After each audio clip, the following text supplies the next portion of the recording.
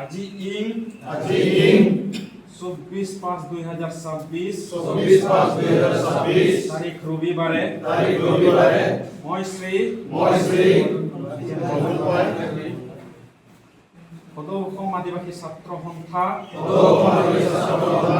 আসাৰ ওদালগুৰি জিলা কমিটিৰ দশম কাৰ্যনিৰ্বাহক সমিতিৰ হিচাপে নিজৰ পদবিলাক হিচাপে ঈশ্বৰৰ শপত খাইছো যে মই নিষ্ঠা আৰু সততাৰে আদিবাসী জাতি আৰু ছাত্ৰ সমাজৰ কল্যাণৰ কাৰণে কাম কৰিম আচাৰ সংবিধানৰ দ্বাৰা স্থাপিত নীতি আৰু আদৰ্শ অনুসৰণ কৰিম জাতি আৰু ছাত্ৰ সন্থাৰ স্বাভিমানত আঘাত হানিব পৰা কোনো ধৰণৰ কাম নকৰাৰ অংগীকাৰ কৰিছো অন্যথায় সংবিধান অনুযায়ী দণ্ডনীয় হম ইতি মই শ্ৰী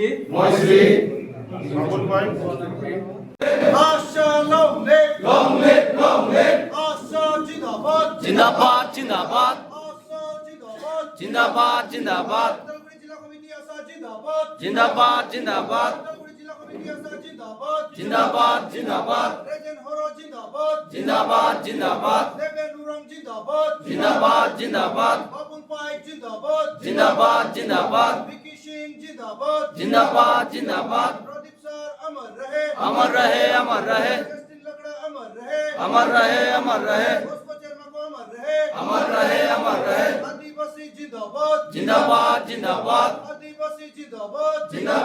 जिंदाबाद।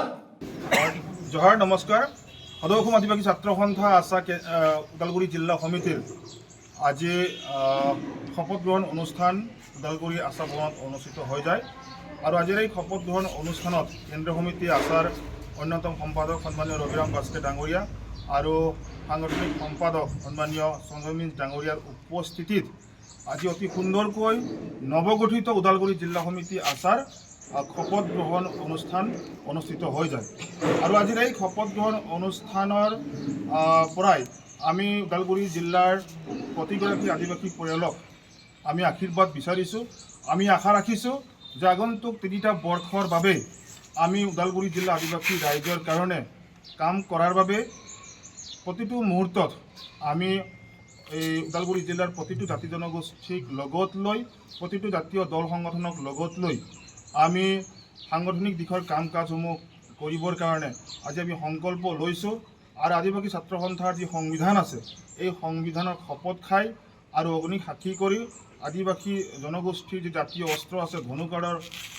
সাক্ষী ৰাখি আজি আমি শপত খালোঁ আৰু ৩টা বৰ্ষৰ বাবে আদিবাসী জনগোষ্ঠীৰ সৰ্বাংগীন উন্নয়নৰ বাবে কাম কৰি যাবৰ কাৰণে আজি আমি সংকল্প লৈছোঁ আৰু আদিবাসী জনগোষ্ঠীৰ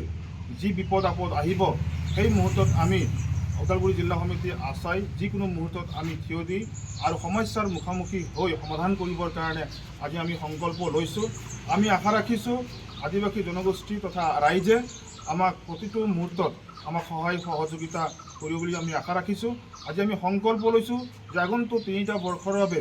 আদিবাসী জনগোষ্ঠীৰ যি জ্বলন্ত সমস্যাবিলাক আছে, শৈক্ষিক দিশৰ যিখিনি সমস্যা আছে, ৰাজনৈতিক দিশত যিখিনি সমস্যা আছে, অৰ্থনৈতিক দিশত যিখিনি সমস্যা আছে, এই সমস্যাবিলাকক কি ধৰণে আমি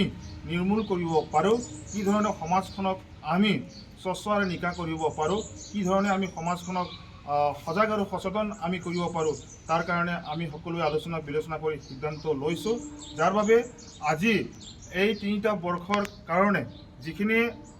সমস্যাৰ কথাটো আমি ক'লোঁ, আমি আশা ৰাখিছোঁ এই সমস্যাবিলাক ৰাইজৰ বিপুল সহায় সহযোগিতা থাকিলে নিশ্চিতভাৱে আমি প্ৰতিটো সমস্যা আমি সমাধান কৰিবৰ কাৰণে সক্ষম হ'ম। আৰু ওদালগুৰি জিলা সমিতি আশাৰ সভাপতি হিচাপে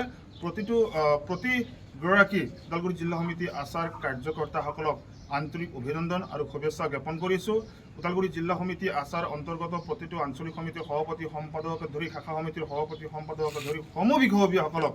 মই আগন্তুক 3টা বছৰত সকলোৰে সহায় সহযোগিতা আৰু সাংগঠনিক দিশত কি ধৰণে আমি আগুৱাই যাব পাৰোঁ তাৰ কাৰণে সকলোৰে সহায় সহযোগিতা বিচাৰিছোঁ আৰু আমি আশা ৰাখিছোঁ